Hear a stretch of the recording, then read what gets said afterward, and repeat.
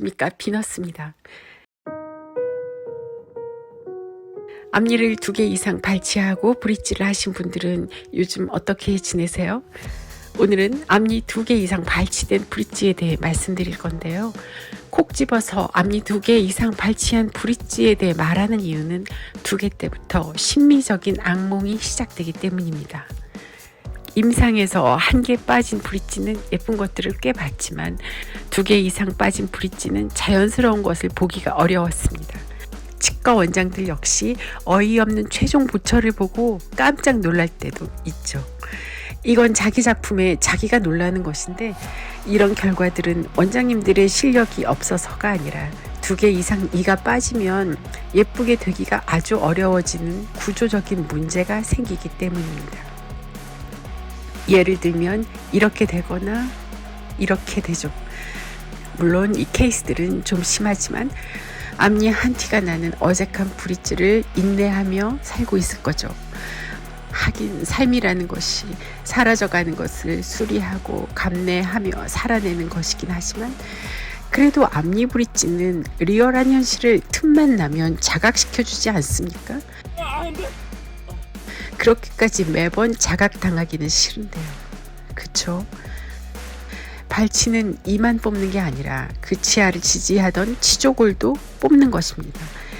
이가 없어지면 역할이 없어진 치조골은 존재 이유가 없어지니까요. 그럼 치조골이 어떻게 되기에 브릿지가 못생겨지는지 말씀드릴게요. 너무 납작해집니다. 앞니가 빠지고 시간이 흐르면 치조골도 빠지면서 잇몸이 납작해지죠. 이런 납작한 잇몸에는 이렇게 납작한 브릿지가 얹힐 수밖에 없어지는 겁니다.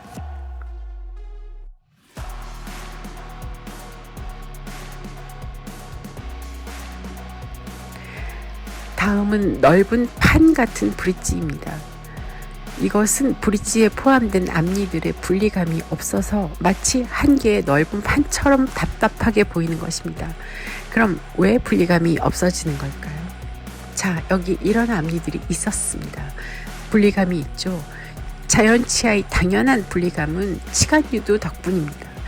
그런데 어느 날 앞니 2개가 빠졌다고 칩시다. 그럼 치간유두가 가장 먼저 없어집니다.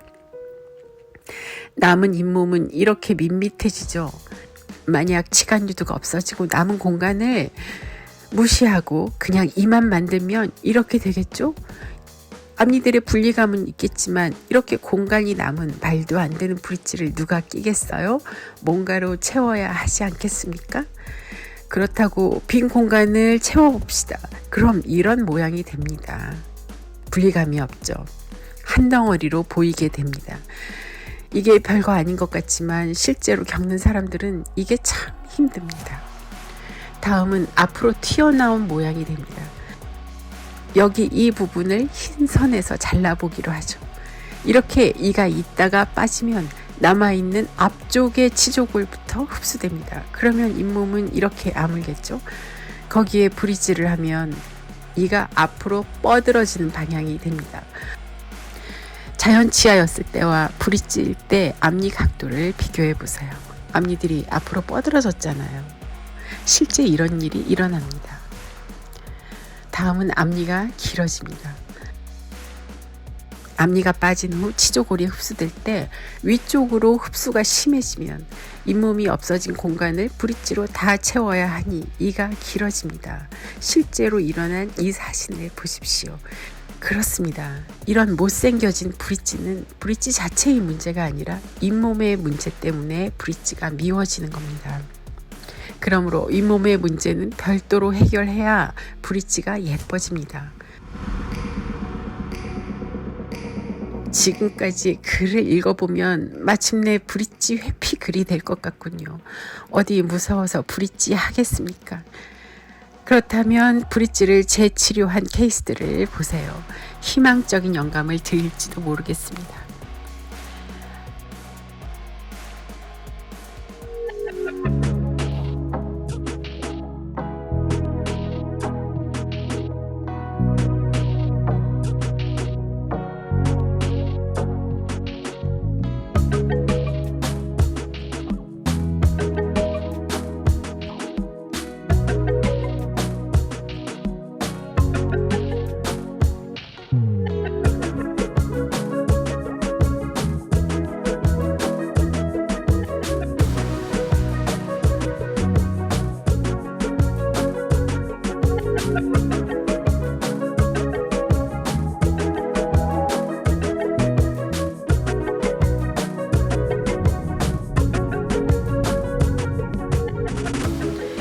그럼 이제 질문, 임플란트로 하면 될까요? 네, 그것은 유효합니다. 임플란트가 새로운 뿌리니까요. 티타늄 뿌리라도 그 뿌리를 위해 치조골은 유지됩니다. 그렇지만 발치된 지 오래돼서 치조골 흡수가 심해지면 임플란트가 예쁘게 되기는 어렵습니다. 그러니 브릿지를 할지 임플란트를 할지는 발치할 때 결정하는 것이 좋겠죠. 오늘은 여기까지입니다. 끝까지 들어주셔서 감사합니다.